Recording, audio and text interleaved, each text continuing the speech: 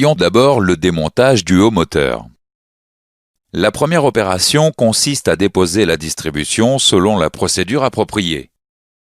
Il faut ensuite déposer le couvre-culasse en dévissant d'abord toutes les vis par un quart de tour dans le sens inverse de la procédure de serrage. Cette opération doit être effectuée moteur froid en respectant l'ordre de desserrage pour éviter tout risque de déformation susceptible de provoquer des fuites après remontage. Une fois les vis déposées, vous pouvez accéder aux arbres à cames. Dans tous les cas, vous devez impérativement vous référer à la documentation technique spécifique à chaque moteur.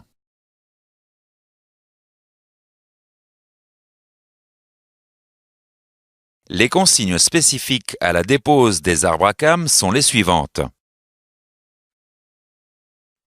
Vous devez d'abord repérer à l'aide d'un feutre indélébile les arbres à cames, leur position et la position des chapeaux de palier d'arbres à cames. Après le marquage, vous devez dévisser d'un quart de tour les vis des chapeaux des paliers d'arbres à cames. Sur certains moteurs, il n'est pas nécessaire de déposer les arbres à cames pour déposer la culasse. Vous devez vous référer à la documentation technique pour connaître les procédures spécifiques à chaque type de moteur.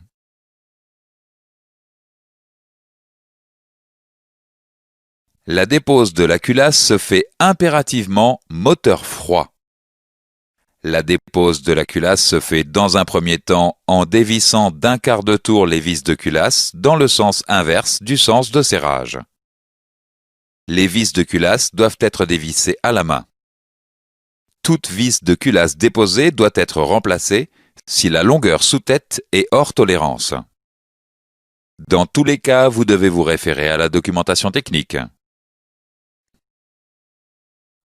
La culasse se dépose en la soulevant simplement du bloc cylindre. Il peut être nécessaire d'utiliser un maillet en plastique afin de la décoller. Une fois la culasse déposée, vous devez la placer sur un banc approprié pour éviter de l'endommager.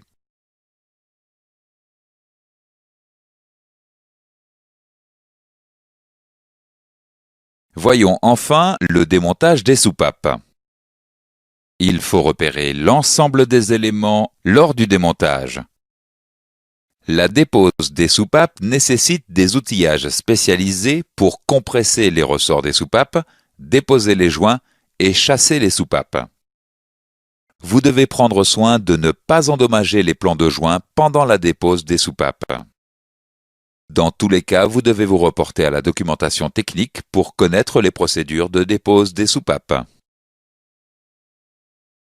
Voyons maintenant les contrôles à effectuer sur les éléments du haut moteur. Tout élément déposé doit être soigneusement nettoyé avant contrôle. Vous devez d'abord effectuer les contrôles suivants sur le joint de culasse. Mesurer l'épaisseur du joint de culasse à l'endroit spécifié dans la documentation technique. Vérifier l'absence de déchirure ou de fissure importante. Et enfin, vérifier l'absence de dépôt important de calamine.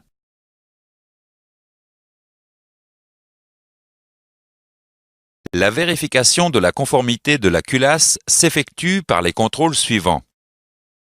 La mesure de la planéité à l'aide d'une règle et d'un jeu de cale d'épaisseur. La mesure de la hauteur au moyen des instruments de mesure appropriés. Et enfin, une épreuve de culasse pour vérifier l'absence de fissure à l'aide d'un équipement de mise sous pression.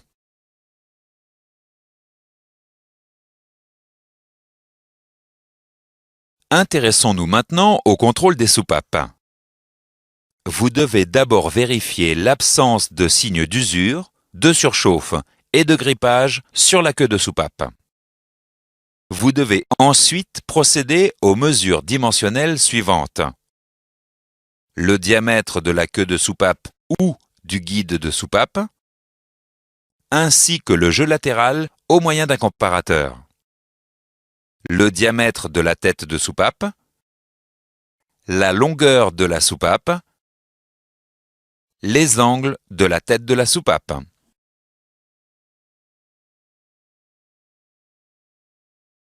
Voyons maintenant la valeur de tarage des ressorts de rappel des soupapes.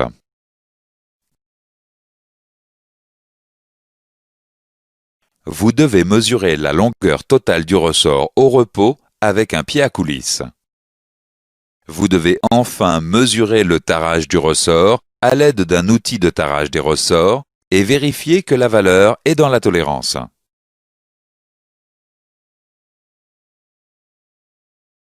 La vérification de l'étanchéité des sièges de soupape s'effectue de la manière suivante. Vous devez d'abord verser le carburant dans la cavité où sont logées les soupapes. Ensuite, vérifiez l'absence de fuite de carburant au niveau des queues de soupape.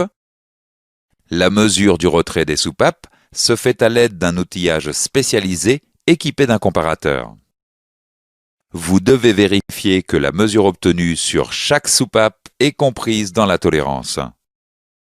La mesure doit s'effectuer sur la tête de soupape au plus proche de son axe. Intéressons-nous maintenant au contrôle sur l'arbre à cames. Vous devez en premier lieu vérifier l'absence de signes d'usure, de surchauffe et de grippage sur les cames et les paliers. Le premier contrôle dimensionnel est la mesure du diamètre des paliers et la hauteur des cames à l'aide d'un palmeur. Le deuxième contrôle consiste à mesurer le voile de l'arbre à cames au moyen des V appropriés et d'un comparateur installé sur son support.